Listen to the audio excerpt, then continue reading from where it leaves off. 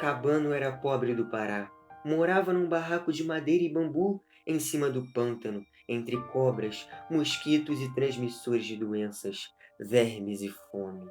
Trabalhava muito, mas vivia mal, porque os frutos de seu trabalho iam quase todos para os latifundiários e para os grandes comerciantes que dominavam a província. Em todos os cantos, os pobres sussurravam entre os dentes: terra para o povo, liberdade e igualdade. Analfabetos não tinham a Revolução Francesa na cabeça, mas certamente a tinham no coração. E fala galera, beleza? Meu nome é Rodrigo Mello, esse é o canal História Mal Contada. E no vídeo de hoje vamos falar sobre a cabanagem, uma revolta extremamente violenta que aconteceu nos anos de 1835 a 1840 na província de Grão-Pará. Eles tinham o principal objetivo era a independência da região. Quer saber mais sobre isso? Depois da vinheta.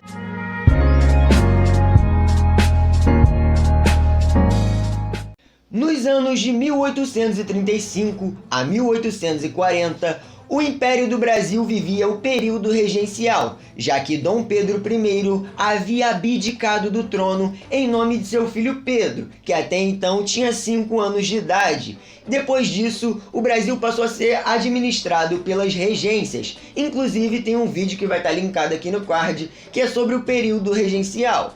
Contudo, as províncias elas não estavam satisfeitas com esse governo centralizado. Elas queriam ter mais autonomia. Algumas até queriam se separar-se do Império do Brasil. E as revoltas elas eclodiram em todo o território brasileiro. Tivemos a farroupilha, a sabinada, a balaiada e a cabanagem, que é a que estamos falando agora. A província de Grão-Pará, ela compreende os atuais estados, que é Amazonas, Pará, Amapá, Roraima e Rondônia. Mano, era grande a beça.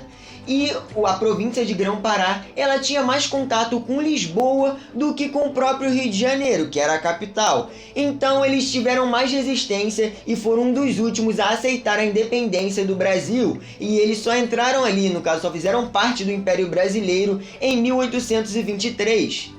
A revolta da cabanagem, ela teve um alcance considerável e se espalhou pelos rios Amazonas, Madeira, Tocantins e seus afluentes. Curiosamente, o nome desse movimento é um termo pejorativo que faz referência às habitações das províncias, que eram construídas como cabanas ou palafitas.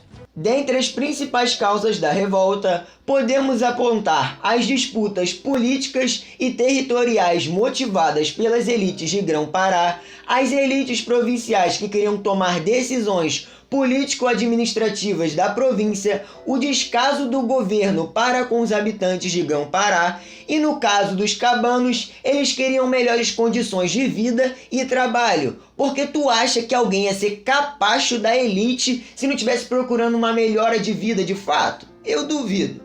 Vale dizer que os cabanos eram formados por negros, indígenas, mestiços, era uma população extremamente miscigenada. A força popular da revolta estava na mão deles. Eles praticamente eram a linha de frente dessa revolta.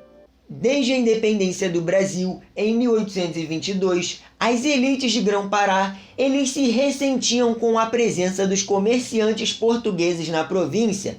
No governo de Dom Pedro I, os proprietários e comerciantes eles estavam insatisfeitos com o tratamento recebido pelo governo central. Além disso, sofriam com repressões do governador Bernardo Lobo de Souza desde 1833, que ordenou deportações e prisões arbitrárias para quem se opusesse a ele.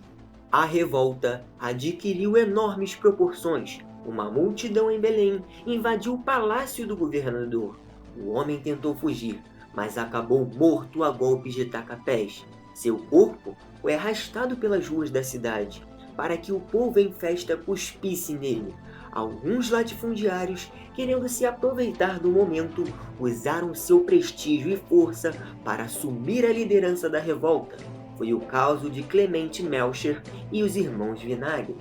Clemente Maucher, ele se revela um farsante e tenta reprimir os revoltosos, mandando prender Eduardo Angelim, um dos líderes do movimento. Após um conflito sangrento, Maucher é morto pelos cabanos e substituído pelo Francisco Vinagre.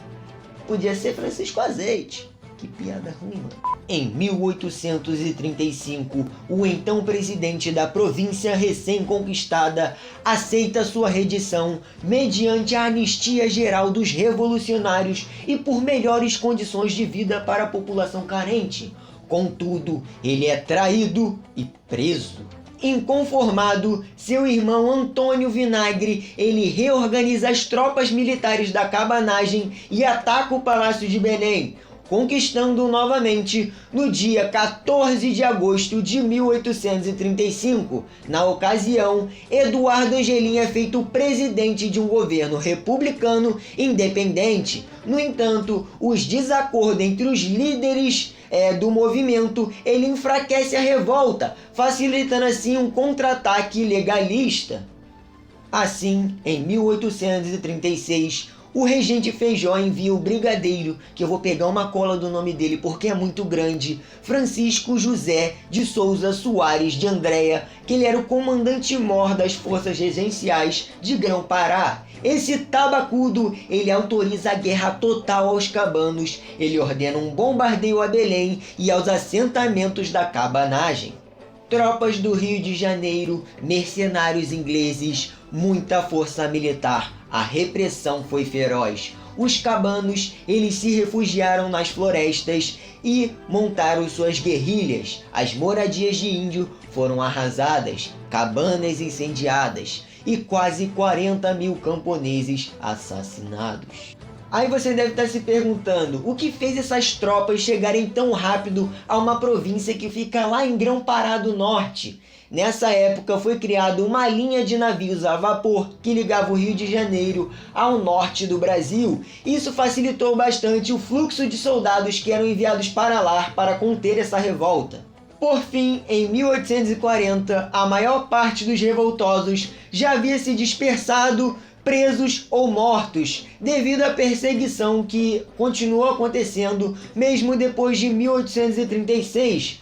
Com a ascensão de Dom Pedro II ao trono, em 1840, os prisioneiros foram anistiados. No caso, ganharam sua liberdade, foram perdoados os seus crimes, pecados, seja lá o que for.